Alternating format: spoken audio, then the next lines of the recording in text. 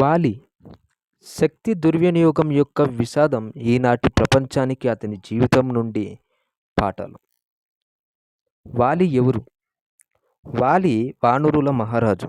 రామాయణంలోని అత్యంత శక్తివంతమైన యోధుల్లో ఒకడు.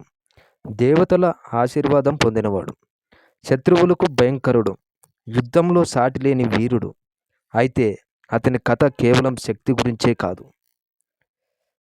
అన్నిటినీ మార్చిన క్షణం. శక్తి స్వయంగా నాశనం చేయదు. ఆ శక్తి ధర్మాన్ని దాటిన క్షణం నుంచే పతనం ప్రారంభమవుతుంది. కాంచనమాల. ఇంద్రుడు వాలికి ఒక దివ్యమైన ఆహారం ప్రసాదించాడు. ఆ ఆహారం అతనికి అసాధారణమైన శక్తినిచ్చింది. ఎవరైనా అతనితో యుద్ధం చేస్తే వారి శక్తిలో సగం వాలికి వస్తుంది. హద్దులు లేని శక్తి. వాలి బలహీనుడై ఓడిపోలేదు. అతని శక్తికి హద్దులు లేకపోవడంతోనే పడిపోయాడు.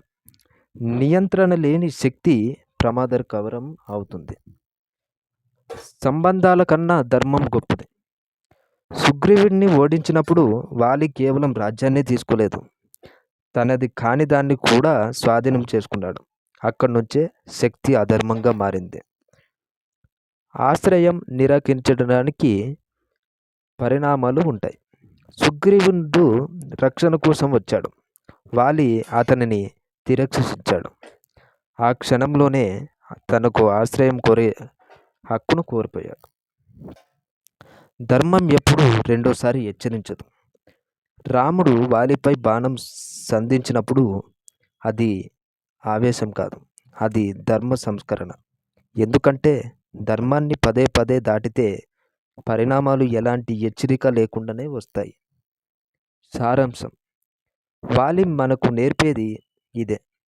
శక్తి సమస్య కాదు, శక్తి దుర్వినియోగమే అసలు సమస్య. ధర్మం మార్గదర్శకంగా లేకపోతే అదే శక్తి మన పతనానికి కారణమవుతుంది.